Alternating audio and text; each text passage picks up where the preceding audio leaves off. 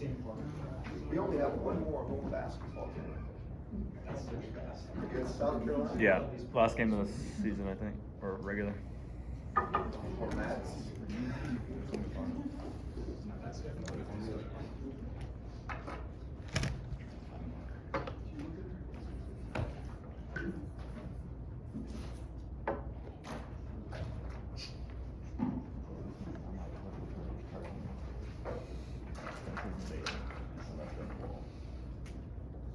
Okay. I heard 3.66, Yes. I think. Yeah. It's, Go ahead, just, So the XY plane separates dielectric material with epsilon relative 1 is equal to 2 where, which, above or below?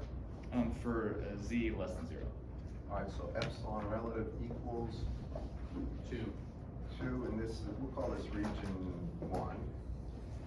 This region 2, go ahead. And then for dielectric material with epsilon relative 2 is equal to 4 Epsilon relative in region 2 is equal to 4, go ahead. for, actually misprint, for Z is greater than 0.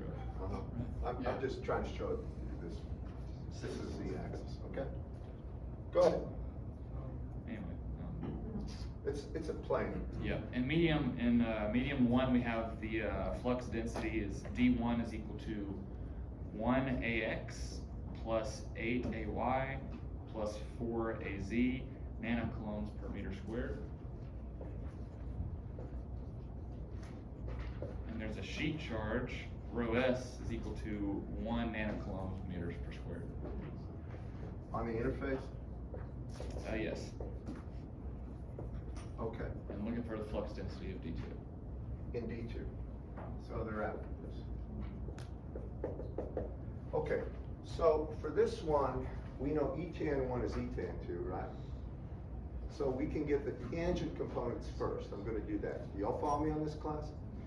Remember, this is D. So in region 1, this is for Z less than 0, right here. That's D1. We're gonna get the E field now, all right? To get the E field in region 1, that would be epsilon relative times epsilon naught times the D field in region 1. And I'll put it up here. E field in region 1 would be equal to, epsilon relative is 2 epsilon naught. And now I'll just repeat this, so it's 1AX plus 8AY plus 4AZ. Nanocoulombs per meter, but it's times epsilon naught, right? And epsilon naught is 8.854 times 10 to the minus 12 times epsilon relative. Now I did this on purpose. I left just 2 for the epsilon relative and epsilon naught by itself. Wait a second. Sorry. D, get this down. D is equal to epsilon E. My bad. So what it should be is D over epsilon. Let me do it this way. So divide this by. If I take D on this side, yeah, I can do it that way. I'll just leave it like the way I had it. I'll leave it like that, times 2 for now. Now, I know that the tangent components of the electric field are the same. Do y'all agree with that? So we're going to identify the tangent components of the E field in region, the lower region 2. I put it this. Y'all follow me in this? Or it doesn't matter if you call it 1 or 2. I think I call that 1, so in this region below. The tangent components would be what? Just look.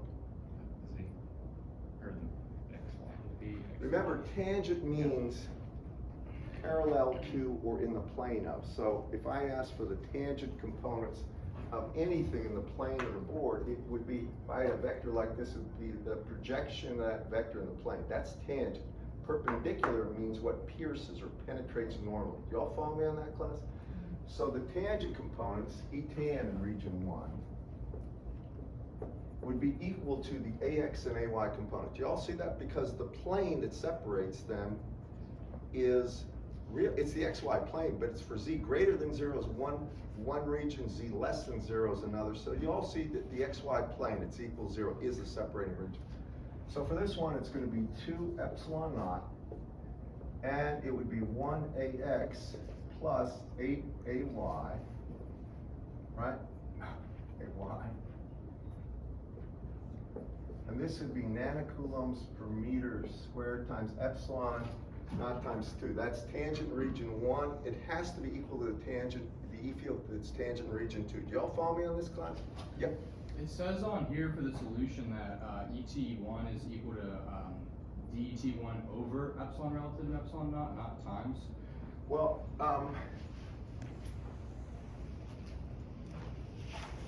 D is equal to what? Yeah, epsilon naught times R. Yeah, epsilon naught times epsilon R times E. Oh gosh, I'm so sorry. This is true, but I've got to be, I was doing it this way, so what I'm thinking, sorry about this. So it'll be, I'll do it, I should say it's 2 times epsilon naught. I'm so sorry, I'm saying this, I'm doing it the wrong way. This is 2 times epsilon naught. You're absolutely right. I'm sorry about that. If I have this down here, now to get the tangent, I divide by 2 epsilon naught. And that would be the tangent value of the E field in that region. All right. Now I'm going to set that equal to the tangent value of the E field in the other region. All right. So over here, I know this is E tan 2. And that has to be equal to the D field that's tangent in region 2. And for this case, I'm going to go ahead and I'm just going to put it, it's going to be dx ax into plus dy ay in region 2 here. And now it's going to be divided by the actual values of epsilon in region 2, which is 4, right? Epsilon naught. I hope you can appreciate, sorry for that mess up. D is always equal to epsilon E. D is always equal to epsilon relative times epsilon naught times E. Therefore, D over epsilon relative times epsilon naught is equal to E in the region. Now, I'm just showing you that this would be true. Do you all agree with that? I'm going to erase this and this. And now if you look at this, if I multiply both sides by epsilon naught, I get rid of that too. Y'all follow me? And now it's just by inspection you can see what goes on. I know the units are nanocoulombs per meter squared, right? And you can see that the AX coefficient here is dx2 over 4. That has to be equal to 1/2, correct, class? And that means dx2 right here would be 2. Do you agree with that? Y'all follow me? This coefficient here, 1/2, has to be equal to this coefficient, actually this coefficient. So dx2 over 4 has to be equal to 1/2, and therefore dx2 is simply 2. I'm just trying, I don't know what he has. It would be nanocoulombs per meter squared. Do you agree with that?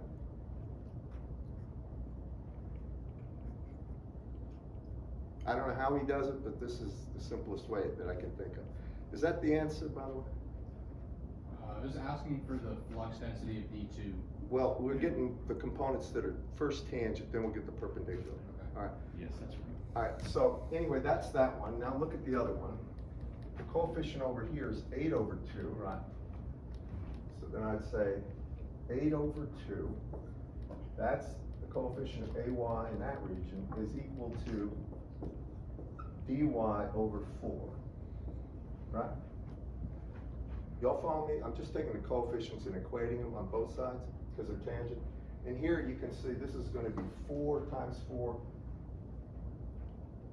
or it's going to be 16, right? So that would be the y coefficient. Do y'all agree with that, class?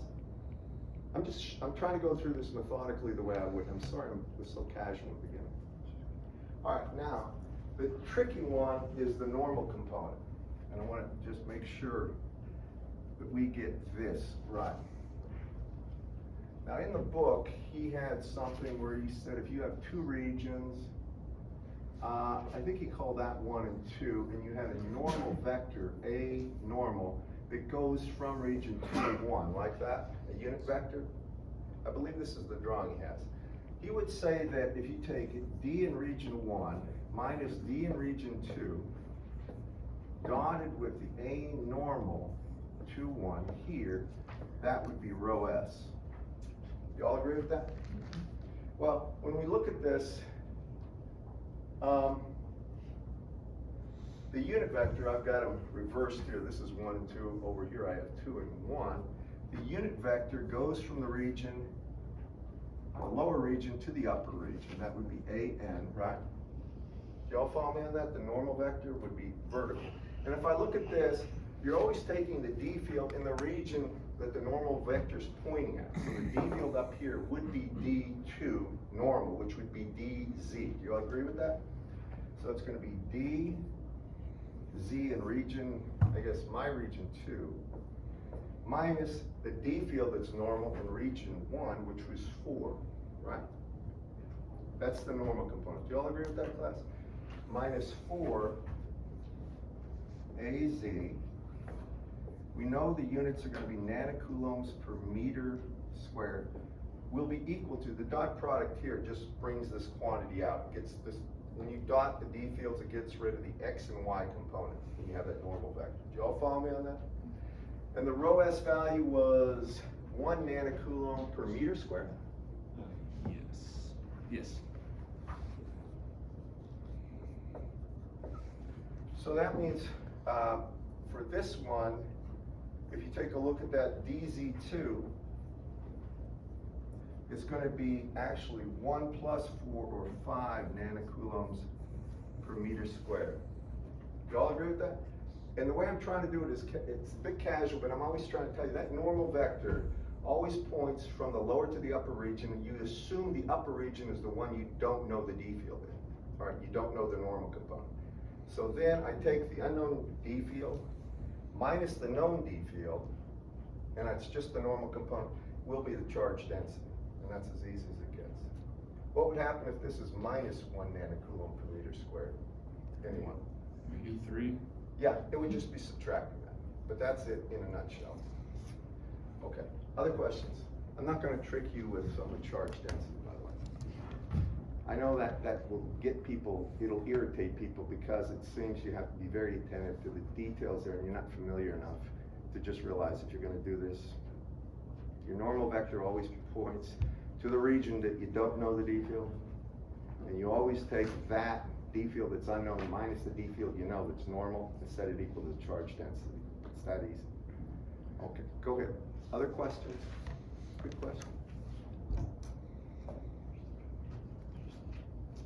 I didn't give you too many, but I gave you some, I asked you to make sure you understood the prior stuff too. Go ahead.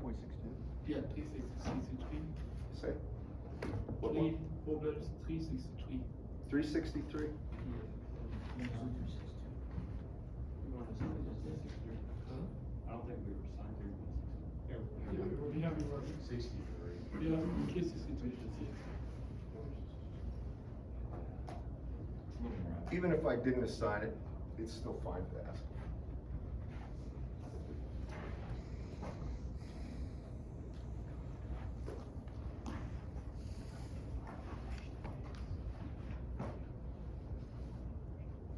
All right, what is this? 6.3, right? What does it say? Anyone? Where Z is less than or equal to 0, epsilon R1 equals 9, and for Z is greater than 0, epsilon R2 equals 4. If E1 makes a 30-degree angle with a normal to the surface, what angle does E1 in region 1? Yes, if E1 makes a 30-degree angle with a normal to the surface. Okay, here's the normal. And they're talking about this angle being 30 degrees, right? Yes. What angle does E2 make with a normal to the This is a surface? good one. So they're saying this. If this is E1, vector E1, and it makes an angle of 30 degrees, what does E2 make up here? There's going to be some value of E2. And what angle does this make right here with respect to the normal? I'll call it theta 2. So y'all follow me on this? you've got an electric field down here that's gonna make an angle of 30 degrees, and I'll try to make this drawing a little clearer. So you have this, and this is E field in region 1, and this angle is 30 degrees. So now they're wondering what angle it makes up here with the normal. And this would be E2. Right? Now, I'll tell you one thing that's always true. Generally speaking, the larger the dielectric constant gets, the less of the bend. All right, and we'll talk about this later when we talk about optics in water. Has anybody here ever shot a bow and arrow or anything underwater at a fish or anything like that? If you have, you know what? That when you look down there, you're supposed to shoot below the fish, because actually your light, when it hits the surface, bends towards the normal. It almost goes straight down, right? The path of light as it hits and comes back up. So the fish looks it's an optical illusion, but if you shot right at the fish, you'd miss it, you'd shoot over it. You have to shoot below it, and that's the reason. It bends because the dielectric coefficient of water is about 81, typically. You'll see it for that, the epsilon relative to that. Well, anyway, to do this, we break it down, get the tangent components of the E field, set them equal to each other, and then the normal components, we get the D field and set the D field equal. Do y'all follow me on this? So when you look at the tangent component in region 1, E tan in region 1 is E tan in region 2. Well, the tangent component is pretty straightforward. It's magnitude of E1. Now, when I'm talking about tangent, I'm talking about this component right here, right? This would be E tan in region 1. You all follow me? So that one is what? It's going to be E1's magnitude times the sine of 30 degrees, right? If we wanted this component to be times cosine, the normal component. Do you all agree with that? So if I want this, it's E1 times sine, and always do a little mental experiment. What happens is if that angle goes to 0, it better be 0 as far as the tangent component, right? So if you take a look at that, if you let this angle go to 0, the sine of 0 is 0, and it does. It checks that sanity check. So magnitude of E1 times the sine of 30 degrees will be equal to magnitude of E2, and then it's going to be times the sine of theta in region 2. You agree with that? All right, now we need the normal component of the E field first, then we'll get the D field. Follow me on this? So the normal component of the E field in region 1 is going to be magnitude of E1, and it's going to be times cosine of 30 degrees. Do you all agree with that? Right, now that's the magnitude of E. But we can't equate that to anything. We need the normal component of the D field, right? So D is equal to epsilon E in general. And what I'm going to do is take this and multiply it by the epsilon in that region, the lower region, which is, epsilon relative is 9, isn't it? For the lower region? Yes. All right. So I'm going to go ahead and take magnitude of E1, cosine of 30 degrees. Now it's times 9 epsilon naught. That would be D normal in region 1. Do y'all follow me on this? I'm going to equate that to the normal component of the D field in region 2. That's equal to D normal in region 2, because the charge density on the surface is 0 between them. Follow me on this? D normal 1 is D normal 2. Now, what is D normal 2? Well, it's epsilon in that region 2, which is epsilon naught times epsilon relative, which is 4.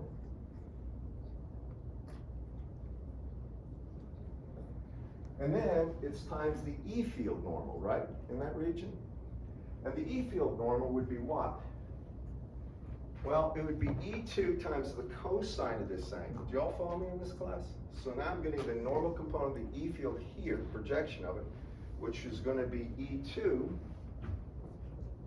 magnitude times, and this is going to be cosine of the unknown theta. Hopefully you can see this, right? Here's the equations. You can get rid of that. This is one governing equation, and this is the second, right? Y'all follow me? Now, we want the angle in region 2, right? I'm going to see it from here how to get it.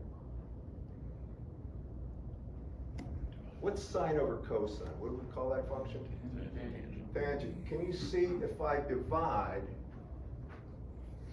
this equation, both sides, by this equation, I'm going to be left with the tangent. Do you all see that? As a matter of fact, it doesn't matter how you do this at this point, but I'm going to just clean it up a little. When I take a look at this, I want to get rid of the epsilon naughts on both sides, so I don't have to worry about it. All right? Now after that, I suppose you could do this several ways. Since these two are equated to each other, if I divide that equation by this equation, I would cancel E1, and I'd have 1/9, right? And then I'd have sine over cosine, and that would be the tangent of 30 degrees. And that would be equal to E2 over E2 cancels, and I'd have 4, 1/4, and then sine over cosine would be tangent of the unknown angle theta. You all agree with this? Y'all follow me what I'm trying to do here, right? You could find an equation, you could solve if you wanted, and go through that little rigor, but this is easier. So when I do this, what do I find out? If I take 4, multiply both sides, I get 4 up here. That's the tangent of theta, so you take the inverse tan of that value and you get the angle. What is that? 13.84. 13.84 degrees? 13.84 degrees? You agree with that? I'm going to make a comment. Epsilon relative is larger below here, right? At the lower part, it's less above. You see,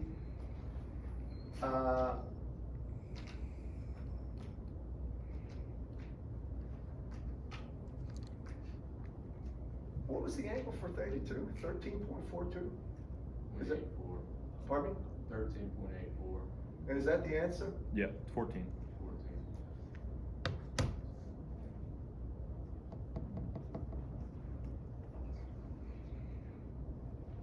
All right, I think.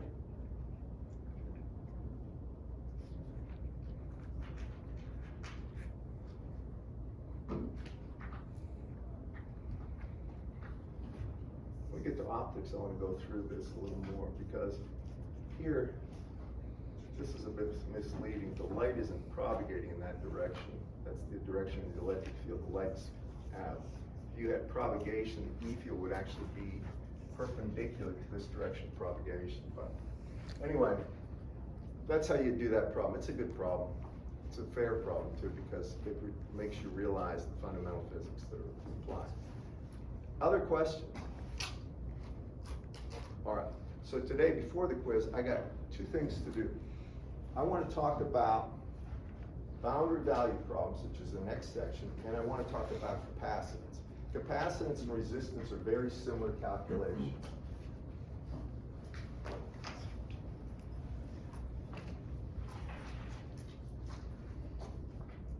Is it supposed to rain all day today? I don't think so. No? No, I don't think so. I hope it stops. All right. So next we're talking about boundary value problems.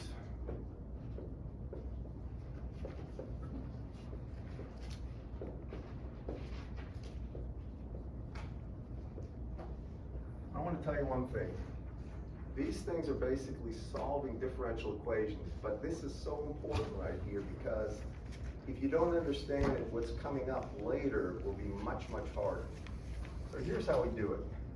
You understand that the E field I told you about was equal to minus the gradient of the voltage, right? Everybody with me? The gradient operator is in the back cover of your book. It's a standard operation, and this is by definition. Now, the thing you've got to note is this is only for electrostatics. This is not true when we have electrodynamics or propagating waves. There's another portion to this value for U field. There's a second term. This is for electrostatics. We also know that divergence of D is equal to rho S, right? What's the name of this law I just put down? Anyone? Gauss's law. It's the differential form of Gauss's law. The integral form would be the integral of d dot ds is the charge enclosed. Do y'all remember that? This is the differential form. Now, D is equal to epsilon E. So I can come down here and I could say, well, it's divergence of epsilon times E is equal to rho S. And here I've just replaced D with epsilon E. And then I can go ahead and I can factor out epsilon. Now, this assumes epsilon is not a function of the actual spatial coordinate system. It's a constant. If it was a function, you can't do what I'm about to do. So if epsilon is constant, then you get divergence of E is equal to rho S over epsilon. That's generally true. Most materials have a constant value of epsilon. But if it wasn't true, then you'd have to go back here and actually do that operation. Just start here, to be frank about it. Okay? Now, at this point, when you have divergence of E, well, E is this, so it's divergence of minus the gradient of V is equal to rho S over epsilon. Follow me? And now, this is a standard mathematical proof. I can take the minus sign out in the front, and then I can put it over there. So I can get rid of the minus sign, and I can put it on the other side. The gradient of a divergence is called the Laplacian of V, and this is equal to minus rho S over epsilon. And this is termed in the back of the book the Laplace's equation, or Laplacian operator for Poisson's equation. This is actually Poisson's equation.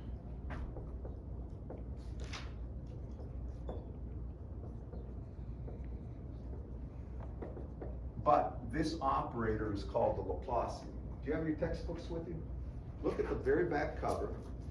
You'll see we covered the gradient and the divergence. This is the Laplacian, right? You'll see it, I think there's a curl in there, and then the very last thing on the last part of the cover is the Laplacian. Do you all see that? It's a second order derivative. If you're in Cartesian coordinates, I'm not going to do them all, but if you have Laplacian of V, that would be the second derivative of V with respect to x squared plus second derivative of V with respect to y squared plus second derivative of V with respect to z squared. If it was cylindrical coordinates, then you're going to get 1 over rho times dd rho of rho times dv rho plus, and then you're going to get the second derivative of V with respect to z squared, and you're going to get a term right here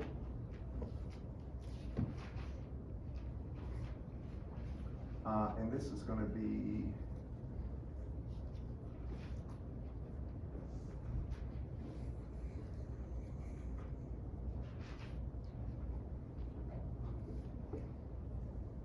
actually it'll be of that order. And you can take a look in your book, but don't worry about the other one. There's a spherical term too. You see this in the back of your cover? Now, I want to tell you this much. I think on this one here, I think that's right. Is there another term here? Or is that it? Rho squared. Does he have rho inside or outside? Is it 1 over rho squared outside? Yes. Okay. I'm sorry, you can put that inside too, but there, you'll see that form of the equation in the back. All right, now don't worry about that right now. There's spherical as well. These are scalars, right? If you have V and you do these double derivative operations with respect to x, y, and z, or rho, phi, and z, you're going to end up getting a scalar value. that's equal to minus rho s over epsilon naught. So now, apply it to something, a problem of some type. Whenever I see mathematical equations, I want to see them applied to something. So I'm going to apply this operation to a simple boundary value problem. It's typical. When you think about boundary value problems, what you're thinking about is problems where you have a differential equation that you have to solve and get the general solution, and then you have fixed values for that operator that you're solving for at different points in the boundary for the region. That's all it means. So if I take a look at a standard one, if you have just a spherical surface, and I'll call this radius B, and I'm going to have an inner spherical surface radius A, and say it's a hollow sphere, and I'm going to say the inner potential is going to be V naught, right here, and this would be on the sphere, it would be in spherical coordinates, and the outer potential is going to be 0. I'm going to ground the outside portion of that sphere, and there's going to be some epsilon. It's the dielectric between them. Now, it's a hollow sphere. It's like the resistor problem. There's an inner, think of it as a metallized region, inner core to the radius A, an outer core to the radius B. And what I want is the effective capacitance between these two. But first, I'm going to solve for the voltage. Now, follow me on this. This is spherical coordinates, right? You all agree if you've got something that are spheres, it makes sense to do the solution in spherical coordinates. So what we're going to do is find the voltage, the solution to this del squared equation between A and B. So between A and B, we're assuming the volume charge density is 0. There's no charge. Charge is going to lie at the surfaces, A and B. So now I start out with del squared V equals 0. You all follow me? That's just setting the Laplacian, or setting the Poisson equation equal to the charge density anywhere in this region. I'm saying it's 0. Okay? Now what is this in spherical coordinates? Look in your book, you're going to have 1 over r squared times ddr of r squared times dvdr, and there'll be 2 other terms. These will have derivatives with phi and derivatives with theta in them. Do you all see that if you have your book? There will be no variation with phi or with either phi or theta, and the reason is this is a spherically symmetric problem on purpose, so I don't have to worry about these derivatives. I did that on purpose. So these are 0. There will be no change there, no change there. Some of you are saying, well, how do you know that a priori before this? Because I designed the problem, so there isn't going to be a change. Now, the truth is, if this was not spherically symmetric, I couldn't make those assumptions. But if it's spherically symmetric, the only derivatives you care about are the first one. And if you look, that is the way that they write it in the book, isn't it? In the first, for the spherical coordinates, the del squared operator, you know it's 1 over r squared, and you got an r squared in there. I would provide you with that equation. So now, since it's equal to 0, right? Follow me on this. Now you've solved diffie-qs plenty of times, right? It's sort of, maybe a lot of engineers don't know this when they get into engineering, but that is what engineering is. It's solving differential integral equations with applied boundaries. That's all it is really. Because differential equations describe the physical processes that we use or that we know of that control everything. I multiply both sides by r squared and I get this. Do you all agree with that?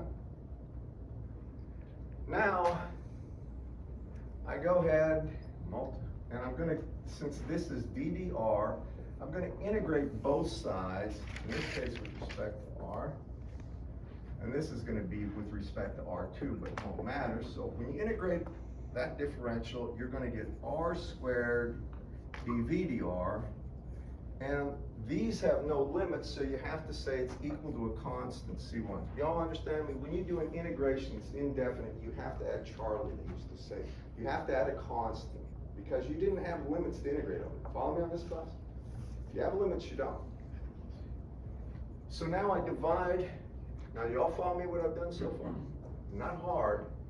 Did it integrate it one time and I get this. Now I divide this by r squared. Now I have that. Agreed? Now I'm going to do another integral. And when I integrate this, again, what do I get? Integrate both sides, dr. And remember, the indefinite integrals. So now I get v, right, is equal to some c1 over r squared, right? And some people, or over r, pardon me, some people will say there's a minus sign, right? C is an arbitrary constant, so whether it's minus or plus, it doesn't matter at this point. Do y'all follow me on this, class? But I have to add another constant, don't I? And that would be the general solution for the voltage between the inner and outer shell if there's no charge density. Now you see there are two unknown constants, right? How many boundary conditions did I put here? Two. One at A, I put V naught. The other at B, I put what? 0. Correct, class? It didn't have to be 0. I could make it a different voltage. But this is the thing you're going to use to solve it. So now that's the general form. Now I find out that V at A, R equal A, is minus C1 over A plus C2, right? I just plugged in the value of the voltage, right? And this VA is what? V0, correct, class? So now I have one equation right here. Matter of fact, I'll get rid of that. And what's my second equation? 0, right, is equal to minus C1 over B plus C2. Do y'all follow me what I'm doing here? The outer boundary is 0, correct, class? So I get this. Now, does everybody follow me what I've done there? What can you see from this?